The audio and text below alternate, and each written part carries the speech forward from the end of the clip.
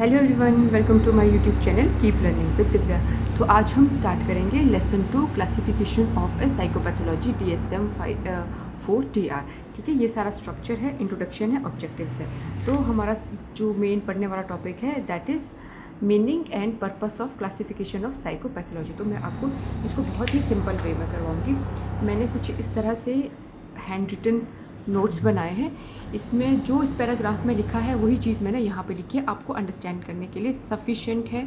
आपको concept clear होना चाहिए, बाकी लिख आप अपनी लैंग्वेज में लिख सकते हो। ठीक है, अगर कॉन्सेप्ट ही क्लियर नहीं होगा, हमने बुक्स को नहीं रटना है कि जैसा बुक्स में लिखा है हमें वही करना है। नहीं, कॉन्सेप्ट क्लियर करो, उसके बाद जो है wording you can write it in your own language. ठीक है, तो जो इस पैराग्राफ में दिया है वही चीज़ मैं आपको यहाँ पे बताऊँगी। मैंने एक एक लाइन लिखी है जो इस बुक में दे रखी है, प्लस जो मुझे लगेगा कि मुझे बुक से कराना है तो मैं उस तरह से कराऊँगी। आप लोगों को बहुत ही ईजी वे में समझ आ जाएगा। तो चलो अब हम टाइम वेस्ट ना करें।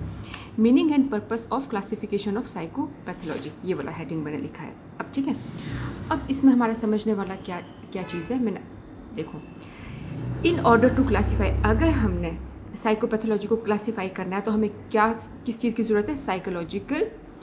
इन order to classify psychological disorder, अगर हमने साइकोलॉजिकल डिसऑर्डर को क्लासीफाई करना है, we need a classification system. हमें किस चीज़ की ज़रूरत पड़ेगी? एक प्रॉपर क्लासिफिकेशन सिस्टम की। Then classification refer to a process to construct categories. जो क्लासिफिकेशन होगी उसमें कैसे है, इसे 1 2 3 4 5 6 इस तरह की जो है कैटेगरी बनाने की ज़रूरत होती है। ठीक है, and assign people to these category on the basis of their attribute. और एट्रीब्यूट्स होते हैं उनके गुण के मुताबिक इन कैटेगरीज में उन लोगों को जो है रखा जाएगा। ठीक है, देन एक वर्ड यूज़ होता है टेक्सोनॉमी। टेक्सोनॉमी होता है साइंटिफिक कॉन्टेक्स्ट, है ना, एक साइंटिफिक टर्म दी गई है। It refer to the nomenclature. Nomenclature मतलब कि किसी भी कैटेगरी का, किसी भी डिजीज़ का, किसी भी इसका नाम देने के लिए। ठीक है, नोमेनक्लेचर। और इसको फिर डिस्क्राइब किया गया है। What is taxonomy? It refers to nomenclature and it describe name and label, मतलब पर्टिकुलर चीज़ का नाम और उसका लेबल। ठीक है, अब और ये क्या करता है? That make a particular disorder. ठीक है, एक प्रॉपर की कौन सा डिसऑर्डर, उसका प्रॉपर क्या नाम है, क्या लेबल है। जैसे कि एग्जाम्पल सीजोफ्रेनिया और डिप्रेशन, तो अब इसका एक प्रॉपर लेबलिंग हो चुकी है, प्रॉपर इसका नेम आ चुका है। ठीक है, ये सब कहाँ लिखा है? ये इस जगह पे लिखा हुआ है। ठीक है, ये बताने के लायक था। आपका ये फर्स्ट पैराग्राफ हो गया जो मैंने आपको पिक्टोरियल फॉर्म में बताया है।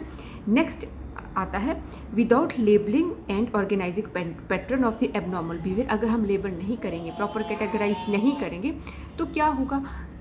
हमारी जो नॉलेज है ना वो एक सीमित रह जाएगी। ना ही डॉक्टर्स को पता चलेगा, ना ही साइंटिस्ट को पता चलेगा। सपोज़ करो एक डॉक्टर हमारे को प्रिस्क्रिप्शन देता है, अगर हम डॉक्टर चेंज भी करते हैं, उस प्रिस्क्रिप्शन को लेके कहीं और भी जाते हैं, तो हमारा न्यू डॉक्टर भी असेस कर लेता है कि पेशेंट को क्या बीमारी है। ठीक है, तो इसीलिए इसका क्लासिफिकेशन होना बहुत ही ज़्यादा ज़रूरी है।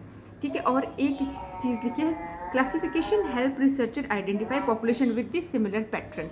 कि क्लासिफिकेशन से डॉक्टर्स को पता चल जाता है कि एक पैटर्न के कितने लोग हैं, है ना। तो अब इस classification of the psychopathology fulfil the following 5 primary purpose. ये 5 पर्पस फुलफिल होने चाहिए क्लासिफिकेशन के। ठीक है ना, ये पीछे नॉइस आ रहा है, मेरा छोटा बेटा उठा हुआ है, तो ऐसा बहुत दिन हो चुके, मैं वीडियो बनाना चाह रही हूँ बट नहीं हो पा रहा। अब थोड़ा सा आप लोग प्लीज़ कोऑपरेट करें। अच्छा, 5 चीज़ें कौन कौन सी? एक है कम्युनिकेशन, हमारा डॉक्टर के साथ कम्युनिकेशन होना ज़रूरी है। ठीक है, ये एक होते रहना ज़रूरी है। नेक्स्ट कंट्रोल, की जो हम मेडिसिन या थेरेपी दे रहे हैं उससे वो डिजीज़ कंट्रोल रहे। कॉम्प्रिहेंशन, डिटेल स्टडी रहनी चाहिए। डिस्टिंक्ट बीमारियों के बीच में हमें डिफरेंस पता होना चाहिए।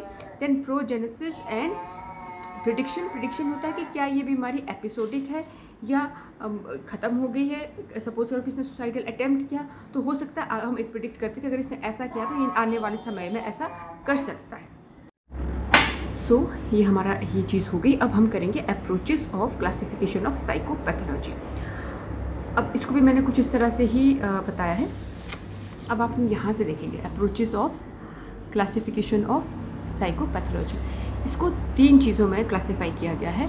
नंबर 1 है हमारा, आई थिंक विजिबल होगा आप लोगों को, कैटेगोरियल अप्रोच। नंबर 2 है डायमेंशनल अप्रोच एंड नंबर 3 है हमारी प्रोटोटिपिकल अप्रोच। अब इसको हम वन बाय वन करेंगे। तो सबसे पहले हम आते हैं, ये हमारा कैटेगोरिकल अप्रोच। ये क्या बताता, किसने दिया था? क्रैपलिन ने। First psychiatrist to classify psychological disorder. Kraepelin हमारे फर्स्ट साइकेट्रिस्ट थे जिन्होंने क्लासीफाई किया था इस डिसऑर्डर को, किसके बिहाफ पे? From biological and the medical point of view. ठीक है, बायोलॉजिकल और मेडिकल पॉइंट ऑफ व्यू से इन्होंने इसे पहली बार देखा था। अब क्रैपलिन की टर्म में क्या था? In Kraepelin in term of the physical disorder we have, इन्होंने कहा था कि हमारे पास क्या होता है? One set of causative factors. ठीक है, मतलब कि हमें बीमार करने वाले कुछ फैक्टर, एक सेट रहेगा जो कि do not overlap with the other disorder, और वो जो सेट रहेगा वो दूसरे डिसऑर्डर के साथ ओवरलैप नहीं करेगा, ये क्रैपलिन ने कहा था। ठीक है, अब इसके, लेकिन इन चीज़ों के लिए क्या होगा? डिफाइनिंग क्राइटेरिया होंगे, प्रॉपर क्राइटेरिया डिफाइन करेंगे, और उस क्राइटेरिया में प्रॉपर ग्रुप और कैटेगरी का मेल होना ज़रूरी है। ठीक है, आफ्टर कैटेगरी, अब कैटेगराइज हो गया, हैज़ बीन डिफाइंड हो गई कैटेगरी की, किस में क्या आना है। ठीक है, एंड फिर जो ऑब्जेक्ट है हमारा, is either A member of category, या तो वो पर्सन फिर उस कैटेगरी का मेंबर होगा या फिर वो उस कैटेगरी का मेंबर नहीं होगा तब जब वो सारी वो चीज़ें फुलफ़िल करेगा जो उसके लिए डिज़ाइन किए, जो क्राइटेरिया रखा गया, तो मेंबर होगा। अगर वो चीज़ें फुलफ़िल नहीं कर रहा तो उस चीज़ का मेंबर वो नहीं होगा। ठीक है, नेक्स्ट क्या है?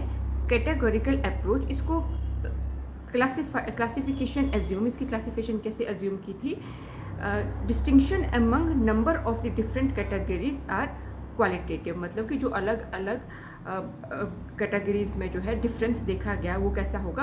क्वालिटेटिव होगा, मतलब कि उसका क्वांटिटी से मैटर नहीं करेगा, क्वालिटी से मैटर करेगा। तो ये सब कहाँ लिखा है? हमारे इस पैराग्राफ में ये सारी बातें लिखी है जो मैंने आपको यहाँ पे बताई है। ठीक है, अब नंबर 2 आता है हमारा डायमेंशनल अप्रोचेस। ठीक है, अब इसको भी मैंने इसी तरह से बताया है। अब नेक्स्ट आ गया हमारा डायमेंशनल अप्रोचेस।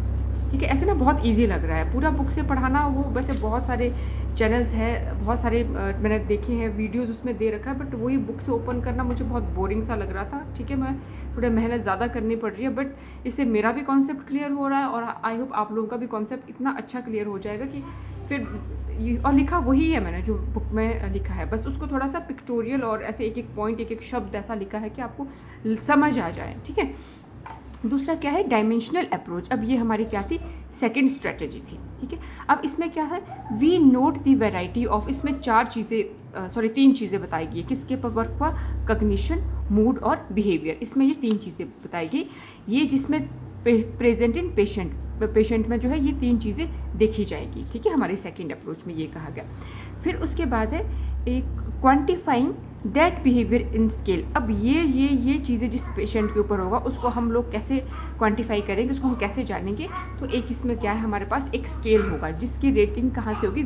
1 से लेके 10 तक होगी उस स्केल में। ठीक है, तो अब एक एग्जाम्पल के तौर पे है, patient might be related age, अब पेशेंट के अगर मान लो स्कोर आ गया 10, इसका मतलब है, और हम उसका देखेंगे पेशेंट सीवियरली एनेक्शियस है। ठीक है ना, तो अगर आ गया 5 तो है मॉडरेट डिप्रेस्ड, अगर आ गया माइल्डली मैनिक तो अगर 2 पे आ गया, ठीक है, तो फिर माइल्ड है, मतलब अगर हायर की तरफ स्कोर है तो सीवियर प्रॉब्लम है, 5 है तो 5 के करीब है तो मॉडरेट है, लो है तो मतलब कि फिर माइल्ड है। तो हम इसका कैसा रिकॉर्ड बनाएंगे? तो जब एक प्रोफाइल बनेगी किसी पेशेंट की इमोशनल फंक्शनिंग पे और अगर इस तरह का स्कोर आएगा तो उसको हम कैसे लिखेंगे? 10, 5, 2, ये एक एग्जाम्पल के तौर पे दिया गया है। ठीक है, अब dimensional approaches have been applied in the psychopathology as relatively unsatisfactory. अब जो ये अप्रोच थी इससे ये सेटिस्फैक्ट्री नहीं थी। क्यों नहीं थी? क्योंकि डायमेंशनल अप्रोचेस क्लासिफिकेशन इसने डिस्क्राइब किया था object of the classification in term of सिर्फ कॉन्टीन्यूस डायमेंशन के बारे में ही इसने ज़्यादा बताया था, रेदर देन ऑब्जेक्ट हैज़ और does not have a particular property. अगर उसकी कोई पर्टिकुलर प्रॉपर्टी है चाहे नहीं है उसके ऊपर ना फोकस किए, कॉन्टीन्यूस डायमेंशंस के बारे में बताया था। लेकिन इसका एक प्लस पॉइंट हमारे पास है, it may be useful to focus on a specific characteristic and determine how much of that characteristic the object exhibit. अब इसका बस ये प्लस पॉइंट है कि ये एक पर्टिकुलर कैरेक्टरिस्टिक के ऊपर उसने फोकस किया और वो मतलब उसका कितना असर है किसी पे। तो इसमें ये हमारा क्या है, अब ये हमारी डायमेंशनल अप्रोच है। ठीक है, ये सब इसमें लिखा हुआ है, ये सारी चीज़ें जो है ये इसमें दे रखी है। ठीक है, अब हमारा आता है नेक्स्ट, हमारा क्या हो गया, नेक्स्ट आ गया हमारा ये प्रोटोटिपिकल अप्रोच। अब इसको भी मैं आपको ऐसे ही बताऊंगी प्रोटोटिपिकल अप्रोच को। अब ये क्या बताता है, हमारा प्रोटोटिपिकल अप्रोच है, ये हमारी थर्ड अप्रोच है। ठीक है, किस लिए, for organising and classification behaviour disorder. ठीक है, अब इसने क्या किया था, इन्होंने आइडेंटिफाई किया था दो तरह के, essential characteristic of disorder and it also allow non essential variation. एक एसेंशियल करेक्टरिस्टिक तो होंगे, लेकिन इन्होंने जो है नॉन एसेंशियल वेरिएशन को भी कंसिडर किया, but they do not necessarily change classification. अगर नॉन एसेंशियल वेरिएशन होगी वो क्लासिफिकेशन को चेंज नहीं करेगी। ठीक है, with this approach classifying the disorder by different possible feature और property any candidate must meet but not all of them to fall in that category। अब मैं इसको बताती हूँ इसमें क्या बताया है। इसमें बताया है कि अगर हम उस डिसऑर्डर को, उसको जो है हमने डिफरेंट पॉसिबिलिटी या जो प्रॉपर्टी हमने बनाई है, ठीक है ना, डिसऑर्डर्स की, तो उस पर्सन में कुछ हद तक वो क्वालिटीज़ होनी चाहिए। ठीक है, ना कि सारी होनी चाहिए। यहाँ एक एग्जाम्पल के तौर पर बताया, इसको मैंने लिखा नहीं क्योंकि इसको एज इट इज़ ही बताना है। जैसे कि in depression there are 5 important symptom, 5 symptom होते हैं। Depressed mood all the day, सारे दिन भर दुखी, वेट लॉस हो सकता है, insomnia, fatigue and feeling of the worthless, कि मेरा कोई काम नहीं है, ये डिप्रेशन के सिम्टम है 5। अगर इसमें से for a person might have 3 और 4, 3 या 4 सिम्टम अगर मिल गए तो हम उसको किस में डालेंगे, डिप्रेशन में। तो हमने डायग्नोज किया पर्सन को कौन सा डिजीज़ है, तो डिप्रेशन है। तो ये अप्रोचेस है। आई होप आप लोगों को अब ये अप्रोचेस क्लियर हो गई होगी। नेक्स्ट अब हम क्या करेंगे, history of classification of psychopathology. अब इसको भी मैंने उसी फॉर्म में बताया है। तो ये मैंने लिखा है history of classification of psychopathology, जो एक पूरा पैराग्राफ है, मैं बुक में दिखाऊंगी आपको फिर बाद में। तो उसकी एक एक लाइन मैंने इसमें लिखी है। इसमें सिर्फ डिजीज़ बताई है, लेकिन मैंने डिजीज़ के थोड़ा सा रोल बताया कि कौन सी डिजीज़ क्या करती है, और इससे बहुत इजी हो जाएगा समझना। हमने बस ऐसे रट नहीं लेना कि हिस्टीरिया क्या होता है, पैरानोया क्या होता है, तो पता भी तो होना चाहिए कि वो होता क्या, अगर किसी को वो डिजीज़ है तो वो कैसी डिजीज़ है। ठीक है, तो ancient classification of psychopathology was क्या थी, तो पुराने टाइम में जो है इस साइकोपैथोलॉजी को 3 चीज़ों में कैटेगराइज किया था। एक था सेनाइल डिटेरियोरेशन, मेलाकोनिया एंड द हिस्टीरिया। अब पैराग्राफ में इतना लिखा है, मैं आपको बताती हूँ कि सेनाइल डिटेरियोरेशन होता क्या है, that is unable to remember things, चीज़ों को भूल जाना एज के अकॉर्डिंग, एंड कन्फ्यूज्ड बिहेवियर। ठीक है, देन मेलाकोनिया ये क्या होता है, डीप सैडनेस, एंड हिस्टीरिया क्या होता है, इमोशनल, क्या भी कैसा रिएक्ट कर देना इमोशनली, हाई और लो। ठीक है, तो एंशिएंट टाइम में ये क्लासिफिकेशन थी। देन ग्रीक फिलोसोफर हिपोक्रेट्स, अब इन्होंने क्या लाया, मेंटल इलनेस को इसने 5 चीज़ों में जो है कैटेगराइज किया। वो 5 चीज़ें क्या, हमारा delirium, mania and paranoia, hysteria and मेलाकोनिया। ठीक है, अब मेलाकोनिया हमने ऊपर पढ़ लिया, हिस्टीरिया भी मैंने बता दिया। अब ये 3 चीज़ें जो न्यू टर्म है मैं इसको बता देती हूँ। डिलीरियम होता है कि सीरियस डिस्टर्बेंस, किसमें, mental ability that is confuse thinking, confusion हो जाना सोचने में, और अपने एनवायरनमेंट के से ज़्यादा अवेयर नहीं होते। ठीक है, मेनिया होता है वेरी एक्साइटेड और वायलेंट, किसी चीज़ के प्रति पागलपन। ठीक है, पैरानोया क्या हो गया, रॉन्गली बिलीव कि सामने वाला मुझे कहीं मार ना दे, इस तरह का जो बिहेव, और उससे क्या होता है, बिहेवियर जो है गलत बिहेवियर डेवलप हो जाता है। ठीक है, तो ये हो गया पैरानोया, ये ग्रीक फिलोसोफर हिपोक्रेट के अकॉर्डिंग थी ये वाली क्लासिफिकेशन। उसके बाद आता है फिलिपिन पेनल। अब ये हमारे एक चीज़ याद रखना, फादर ऑफ मॉडर्न साइकेट्री। ठीक है, based on the function disorder of nervous system. अब इन्होंने क्या किया था, इन्होंने 4 नर्वस सिस्टम के बेसिस पे इन्होंने 4 चीज़ों में क्लासीफाई किया था, डिमेंथिया, मेनिया, मेलाकोनिया एंड इडियोटिज्म। तो अब मेनिया और मेलाकोनिया मैं बता चुकी हूँ। अब डिमेंथिया क्या है, मेंटल प्रॉब्लम है, अगर किसी ब्रेन में कोई डिजीज़ हो जाए या कोई इंजरी हो जाए, उससे जो है हमारे सोचने की शक्ति जो है ख़त्म हो जाती है, injury that affect the ability to think and behave. ठीक है, और इडियोटिज्म क्या होता है, वेरी सीवियर मेंटल रिटार्डेशन। ठीक है, बहुत ही ज़्यादा इडियोटिज्म मतलब कि कुछ भी समझ नहीं आना, ये सब प्रॉब्लम। तो ये कहाँ लिखा है, तो ये पैराग्राफ है हमारा, ये history of classification of psychopathology. अभी मैं इसी के ही बारे में बता रही हूँ, बस इसको पॉइंट्स में तोड़ के किया है ताकि आप लोगों को जो है ईजी हो जाए। फिर उसके बाद कौन आए, उसके बाद आए हमारे कार्ल लिडविग कोलबम, ठीक है, आई थिंक विजिबल है आप लोगों को, ठीक है। अब इन्होंने क्या डिस्टिंग्विश किया, इन्होंने दो चीज़ों में डिस्टिंग्विश किया, एक है ऑर्गेनिक मेंटल डिसऑर्डर, दूसरा है नॉन ऑर्गेनिक मेंटल डिसऑर्डर, ठीक है। अब ऑर्गेनिक वाले में क्या करेक्टरिस्टिक्स थे, physical and the biochemical sign दिखेंगे, और नॉन ऑर्गेनिक में हमारा क्या दिखेगा, एंग्जाइटी और अनडिजायरेबल बिहेवियर दिखेगा। अब उसके बाद कौन आया, हमारे एमिल क्रेपलिन। अब इन्होंने क्या बताया, classification based on the clinical feature of disorder. अब इन्होंने तीन चीज़ों में बताया था, कॉज, कोर्स एंड आउटकम, क्या कारण रहेगा, है ना, कितने टाइम तक वो रहेगा, एपिसोडिक होगा, क्या रिपीट होगा, और क्या उसका आउटकम होगा। ये एमिल क्रेपलिन ने ये वाली क्लासिफिकेशन दी थी। अब उसके बाद अब मैं आपको बताती हूँ नेक्स्ट क्या है। Currently two diagnostic system from the mental disorder are widely recognise. अब दो है जो लेटेस्ट है हमारे मेंटल डिसऑर्डर के सिस्टम, वो क्या है हमारा, DSM और ICD। DSM की फुल फॉर्म होती है diagnostic and statistical manual, and ICD की फुल फॉर्म होती है इंटरनेशनल क्लासिफिकेशन ऑफ डिजीजेस। तो शायद यहाँ तक अब आप लोगों को क्लियर होगा। तो ये हम यहाँ तक कर चुके हैं, ये चीज़ कर चुके हैं, हिस्ट्री तक हम अच्छे से कर चुके हैं। अब डेवलपमेंट ऑफ ICD,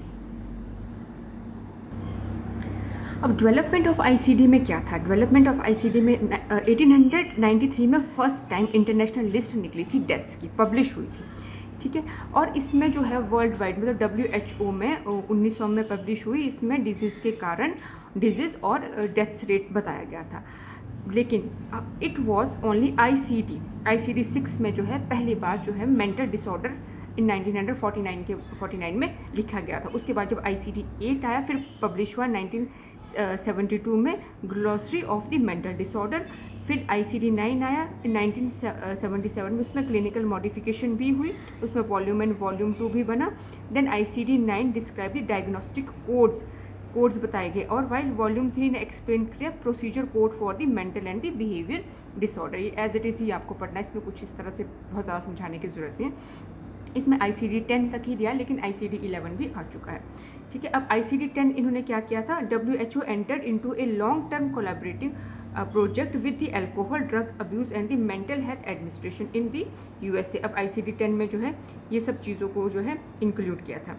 अब इसमें ऐसे बहुत ज़्यादा कुछ बताने की ज़रूरत नहीं है, आपने क्या करना है, हमने कहा ना ICD 10 तक है, तो ये जो क्लासिफिकेशन है, ये इसके अंदर कौन कौन सी डिजीजेस आते हैं ये आपको एज इट इज़ ही लर्न करने पड़ेंगे, ठीक है। ये आप इसको खुद पढ़ोगे, classification of mental disorder in ICD 10।